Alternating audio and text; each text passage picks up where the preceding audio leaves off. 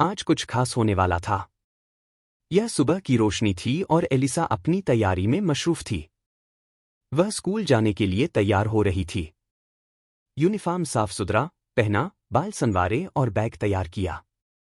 आज का दिन खास था क्योंकि उसे अपनी पसंदीदा उस्ताद के साथ एक प्रोजेक्ट पर काम करना था और एलिसा चाहती थी कि सब कुछ बेहतरीन हो। एलिसा के घर में सुकून और प्रसकून माहौल था, लेकिन वो एक अजीब सा महसूस कर रही थी। उसने महसूस किया कि कुछ नया और दिलचस्प आज होने वाला है और वह खुशी के साथ भी थोड़ी फिक्र में थी। इसने आहिस्ता से अपने कमरे से बाहर कदम रखा और घर के सहन में आ गई। एलिसा ने देखा कि उनके पड़ोसी, जिनका नाम मिस्टर उम्र था, अपने गिराज के पास खड़े थे।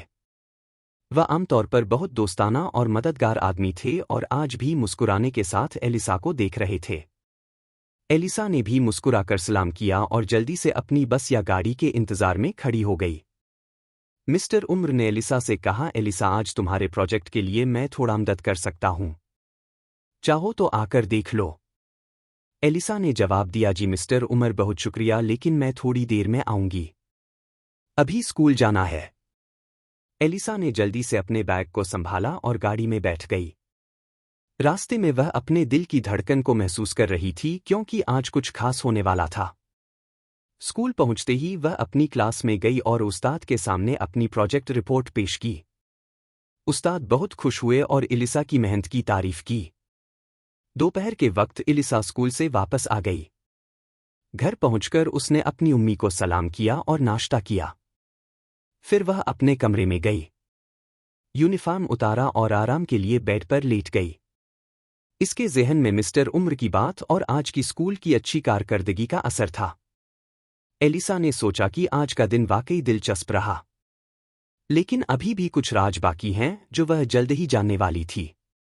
उसने अपनी किताब खोली और थोड़ा सा पढ़ाई की ताकि शाम के वक्त जो मंसूबा मिस्टर उमर ने बताया था उसके लिए तैयार हो। शाम के वक्त एलिसा ने महसूस किया कि मिस्टर उमर ने पहले से कुछ तैयार कर रखा है। वह गहराई और दिलचस्पी के साथ एलिसा का इंतजार कर रहे थे। एलिसा ने आहिस्ता से दरवाज़ा खोला और अंदर दाखिल हुई। मिस्टर उमर ने खुशी के साथ कहा, एलिसा, आज हम एक छोटा सा मंसूबा करेंगे जो तुम्हें बहुत फ़ायदा देगा। यह मंसूबा दरअसल एक तालीमी और खेल से भरपूर सरगर्मी थी, जिसमें एलिसा को मुख्तलिफ चिलिंग्स और सरगर्मियों के जरिए सोचने, सीखने और तफरीह करने का मौका मिलता। एलिसा ने पहले तो थोड़ा हैरानी से देखा, लेकिन जल्द ही उसे समझ आ गया कि यह वाकई दिलचस्प और तालीमी सरगर्मी है। एलिसा ने अपने हौसले के साथ कहा, ठीक है मिस्टर उमर, मैं तैयार हूं। मुझे बताएं क्या करना है। मिस्टर उमर ने तफसील से हर मरहले को बताया और एलिसा ने कदम बेकदम अमल किया। यह खेल एलिसा के लिए न सिर्फ सीखने का मौका था, बल्कि उसे अपने अंदर छपी हुई सलाहियतों और हौसले को भी जानने का मौका दिया।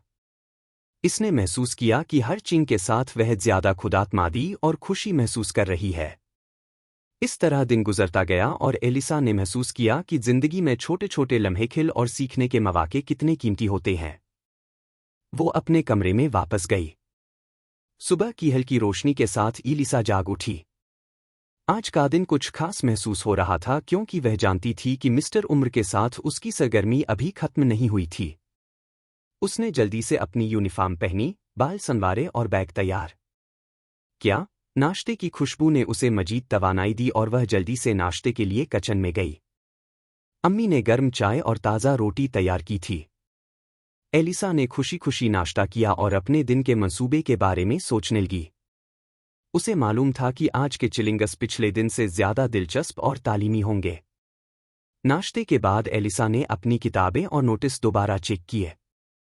आज उसे एक नए प्रोजेक्ट पर काम करना था, जिसमें उसे मुख्तलिफ पहलुओं पर गौर करना और मसले हल करने की सलाहियत दिखानी थी।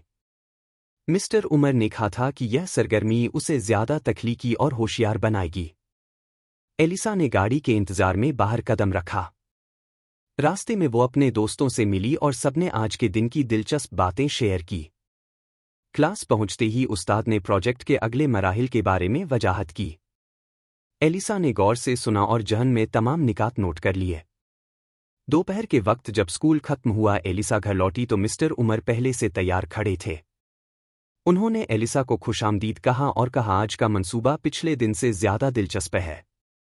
तुम्हें कुछ नई चिंग्स मिले आगे जो तुम्हें सीखने और मजीद तजुर्बात करने में मदद देंगे। एलिसा ने मुस्कुराते हुए कहा, जी मिस्टर उमर, मैं तैयार हूं। आज का दिन वाकई खास लग रहा है। मिस्टर उमर ने कहा, ठीक है। सबसे पहले हम एक छोटा सा मसला हल करने का खेल करेंगे। इसमें तुम्हें अपने दिमाग और तख्लीकी सलाहियतों का इस्तेमाल करना होगा। खेल शुरू हुआ और एलिसा ने हर चिंग को ध्यान से हल किया। हर कामयाबी के बाद उसे खुशी और एतमाद महसूस हुआ। मिस्टर उम्र नहर मरहले पर उसे हौसला दिया और उसके सवालात का सब्र के साथ जवाब दिया। एलिसा ने महसूस किया कि यह सरगर्मी ना सिर्फ तालीमी है बल्कि उसे जिंदगी के मुख्तलिफ पहलुओं को समझने और हल करने की सलाहियत भी दे रही है। कुछ देर बाद मिस्टर उमर ने कहा, अब हम थोड़ा तख्लीकी हिस्सा करेंगे। तुम्हें एक कहानी लिखनी है और इसमें अपनी सूझ के मुताबिक किरदार और वाक़यात शामिल करने हैं।